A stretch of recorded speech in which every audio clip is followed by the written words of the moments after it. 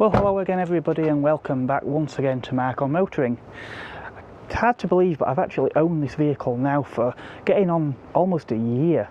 The car is also due for its MOT inspection. For the benefit of viewers outside the UK, the MOT is an annual inspection we have here in the UK for roadworthiness. So we'll check things like road wheels and tyres, make sure they're correctly inflated, they have sufficient tread on there also, and that there's no splits or cracks anywhere. Things like the vehicle lights will also be checked to ensure that none of the lenses are damaged and that the bulbs are working as they should be. The vehicle would also be put over the rollers to check that the brakes are working as they should be. The car would also be raised upon the ramps so that the MOT tester can check things like suspension components, make sure that there's no play that's excessive anywhere and everything is functioning properly. In addition to this, I'm going to give the vehicle a quick clean up as well, because we don't want to present a dirty vehicle for inspection. We want the MOT tester to see a well kept car and to be able to easily see everything that they need to see.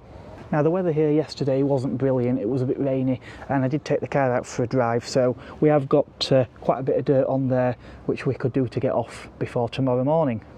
Now, as a rough guide as to what to look for before the MOT, I'm going to go through the Haynes manual here. We've actually got an MOT section, so there's a list of things on there for us to go through, things we can check at home, so hopefully the vehicle won't fail on something simple that we could have put right before presenting the vehicle.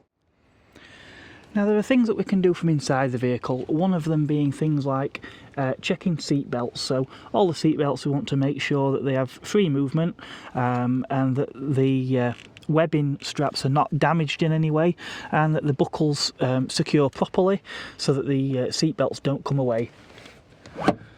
Obviously, we can also check the inertia reels and make sure that they act accordingly when pulled harshly. So the manual splits this into sections. So we've got section 1, which are checks that can be carried out from the driver's seat. Section 2, checks that can be carried out with the vehicle on the ground. And section 3, with the vehicle raised and the wheels free to turn. We could possibly do some of that, but only if we jack the vehicle up. And to be honest, a lot of those things I have sort of done when I've been doing jobs on the vehicle recently. And finally, vehicles checked on the exhaust and emission system. Now again, there are certain limitations as to what I'm going to be able to do there. So, but again, as long as we can sort of try and get the basics, it's a few less things that could possibly go wrong. Now, one of the first of these checks is the handbrake. So, covering the foot brake, I'm just going to release the handbrake, make sure it goes all the way down, and pull the handbrake back up and check that it's holding the vehicle, which it is quite sufficiently. But I'm also going to just tap the handbrake lever side to side. This is just to make sure that the ratchet system isn't damaged and that the handbrake couldn't slip off when it's not supposed to do. Likewise, I'm also going to check the foot brake pedal. So I'm just going to depress the pedal and make sure once it's down as far as it goes, it's not then creeping down further, which could indicate an issue with the vehicle. We can also check things like the steering column. We've got free movement, but we've got no knocking and we haven't got any play. Everything is solid and as it should feel. The glass we'll inspect from inside and out, but we're looking, make sure there's no chips or cracks, particularly in our wipers arc or directly in our field of vision. Sun visor as well apparently has to be stowable in the upright position, which this is, as it always should be. We'd also check things like the warning lights to make sure that they all operate as they should do and extinguish when they should do. Obviously, with older vehicles, you tend to have a few less features. For example, this vehicle doesn't have ABS, so that's one less thing. It does have an airbag though, so again we have to make sure that there's no airbag warning lights on, although in this vehicle there is only the driver's airbag, as opposed to later models which did have front passenger and side impact airbags as well. Vehicle doors are obviously another issue. They have to be able to close properly and securely as they should do, but you also need to make sure that the door can be opened to be able to safely exit the vehicle if you have to. So that means checking that the vehicle door can be opened from the inside and, just as importantly, from the outside too. Vehicle lighting is obviously something that's very important, comes very high on the MOT list. So we'll check things like to make sure that our side lights are working as they should be, and also the dipped and the main beam. In addition to this, we may also have other lamps on the vehicle, such as front and rear fog lamps and hazard warning lamps. As well as operation, we'd also check the lenses to make sure none of them are cracked or damaged in any other way, and that the light is the colour that it should be, so amber and white on the front, amber and red at the rear, with the exception of course of reversing lamps. This does of course, as I say, also include rear lights. We also want to check that these reflectors are intact. Also number plate lights, not to be forgotten as well, and brake lights. Now, brake lights can be a bit of a tricky one if you're on your own, so you really could do with some help, or perhaps a stick to depress the pedal, or a camera that you can review it on later.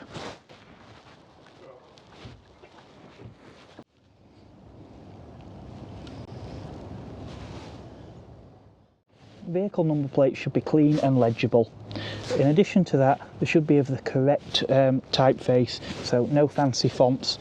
Also, the spacing should be appropriate, so such as this middle space in here should be at least twice the gap between the other digits. Obviously, there shouldn't be any cracks or splits or delamination as well, and any number plate screws should have the appropriate colour caps for where they are fitted. So, for example, any plates that appear to be doctored, for example, using a different colour to make one of the characters appear to be something it isn't, would be both illegal and an MOT fail. Coming back to our road wheels and tyres, as I said before, tyres should be in good condition, so we're going to inspect, make sure that there are no splits or cracks around the edge. Also, within the tread grooves as well, particularly if you have a car that's maybe a seasonal vehicle that is sat for a while. I have actually seen tyres, in fact the ones that came on this vehicle had splits between the tread grooves, the same basically in a line on all four tyres, and that is because the car had been sat in the same position for a prolonged period of time. We can also check things like the date stamp on the tyre to get an indication of the age of the tyre, because rubber does deteriorate with age, and it could well be that the tyres are certainly past the best. Tread depth is also another important factor. Now, on a UK vehicle for a car, that is a minimum of 1.6 millimetres, which should be all the way around the circumference of the wheel and at least 3/4 of the width of the tyre tread. Again, at this time we can check things like for uneven wear. Uneven wear could be an indication that the vehicle tracking is out, or it could be down to incorrect tyre inflation. For example, an overinflated tyre would typically wear along the centre band, and an underinflated tyre may well wear along the shoulders. Windscreen wipers obviously being another important factor with your vehicle, so we want to check things to make sure that, for example, they are not excessively worn, and most importantly that there are no splits anywhere along that wiper. And obviously it's an important safety feature, because in a heavy downpour you want to make sure that that wiper is going to sufficiently clear the windscreen.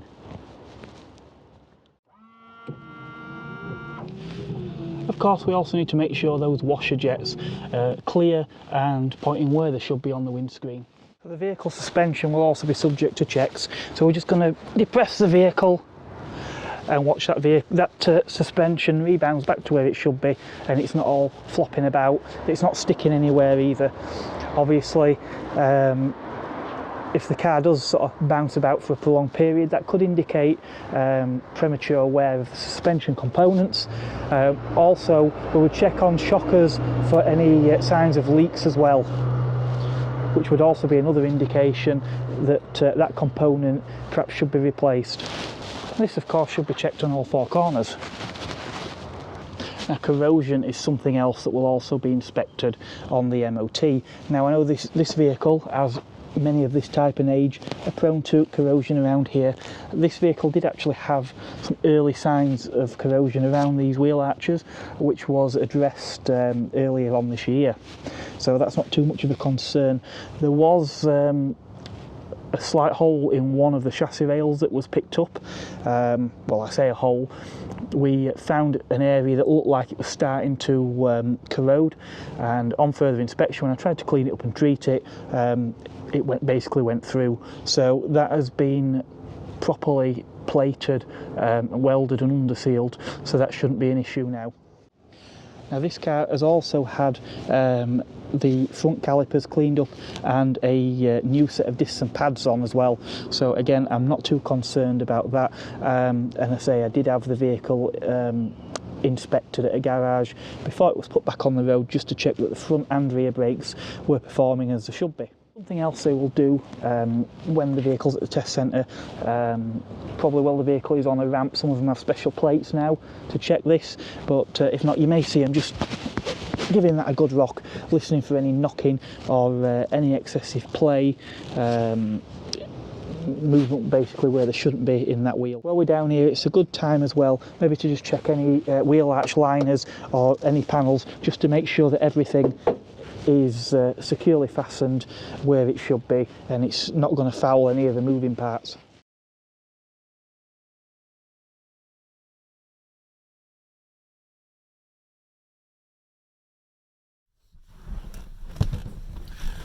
So with all that out of the way, that doesn't leave too much for me to do now. As I say, I'm going to give the vehicle a quick clean just to make it a little bit more presentable when I take it in the morning. One other thing that this vehicle is actually booked to have done is a starter motor replaced. It's a little bit awkward to get to really, it's sort of down the back of the engine, and the engine in these is mounted on the subframe, something I discovered when I had to replace an engine mount earlier this year. Now, part of the subframe does sort of run underneath where that starter is, which makes it a real pig to get to. I can't actually see it and I'd struggle by feel to get at it, so it's going to be much easier for a garage to do when the car is up in the air. Now I'm pretty sure the starter is on its way out anyway on this vehicle. Before I put the car back on the road, I did have a few issues, end up giving the solenoid a bit of a crack and cleaning up one of the terminals, because basically when I turned the key we got a click and nothing else. That hadn't been too much of an issue over summer, but then a couple of weeks ago the car had actually been stood for a week and a half maybe, and I turned the key and it just seemed a little bit reluctant to fire up. Yesterday took the vehicle out, went to an event, and then when I come to leave I turned the key and we got that dreaded click. Tried a few times, again just got a clicking noise, suggesting that perhaps the starter solenoid isn't engaging as it should be. So persisted with it, and the click turned into that dreaded wub wub sound, where the starter is turning the engine but it's not turning it in fast enough or long enough for the engine to fire. Again I persisted, and eventually the car engine burst into life, but it's not something I want to leave. I do intend using the vehicle. I have hopefully some more events and hopefully a big road trip at some point next year as well, so I want to make sure that the car is reliable. Since I've put it back on the road, it has been pretty good, other than rear silencer which failed quite recently, but that has since been replaced. But beyond that, the car has been fantastic. It's run really well. We did that road trip down to the south coast earlier this year in the summer when we went to the Lloyd Vehicle Consulting Social, so the car's been really good so far. So hopefully the next time you see me we will be at the MOT centre, and hopefully we'll have that test pass certificate.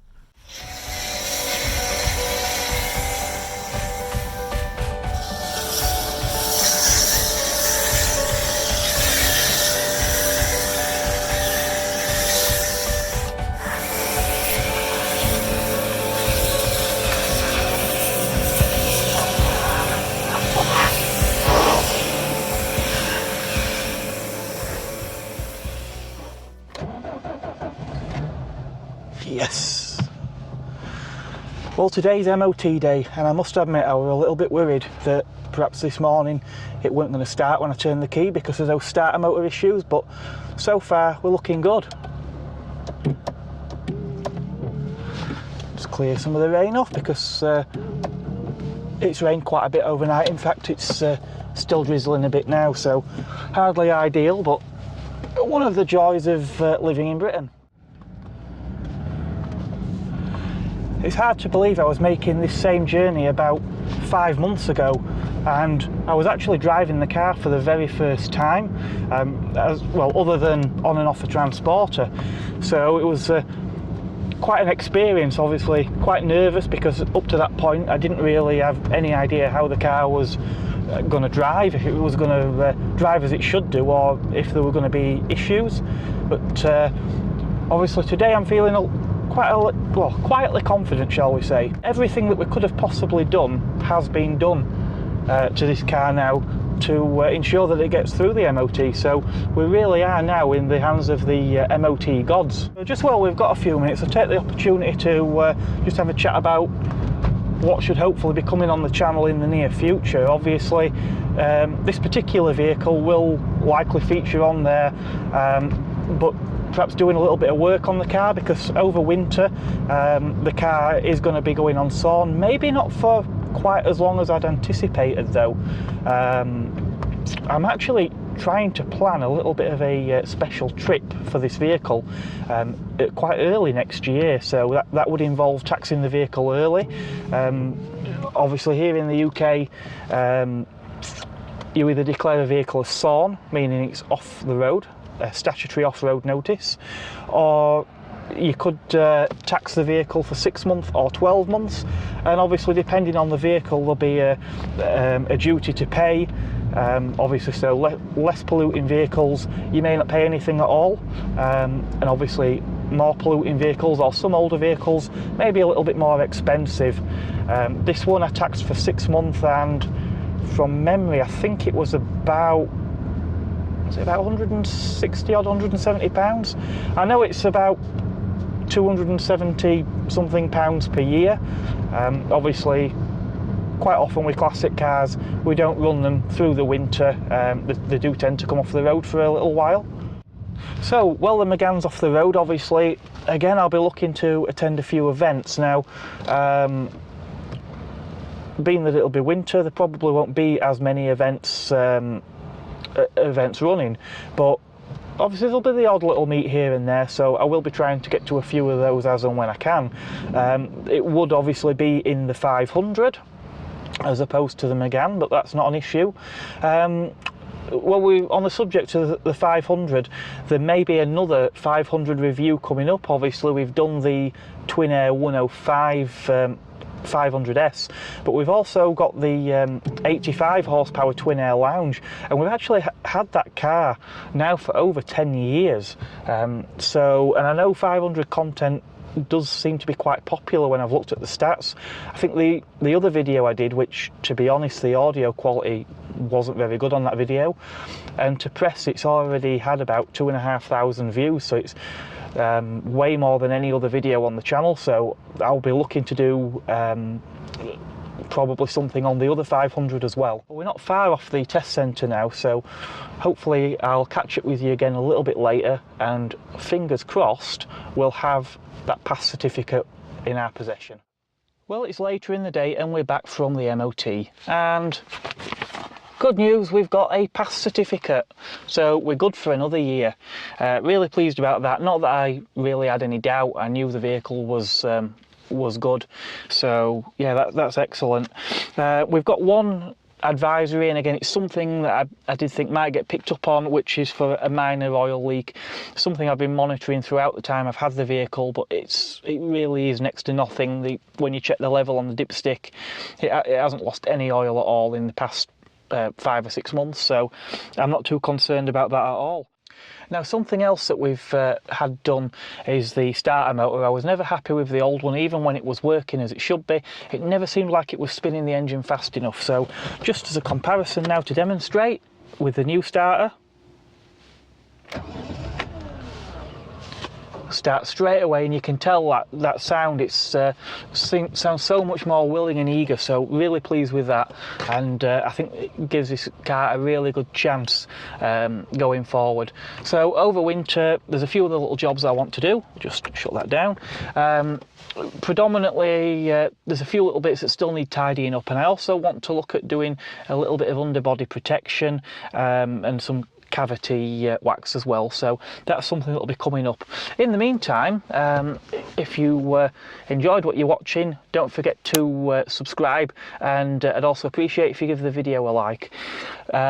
Also, if you haven't seen it already and you would like to, I'll post a link up here to a review on this exact vehicle, and I'll probably put something else in different down here as well, so please do check those out.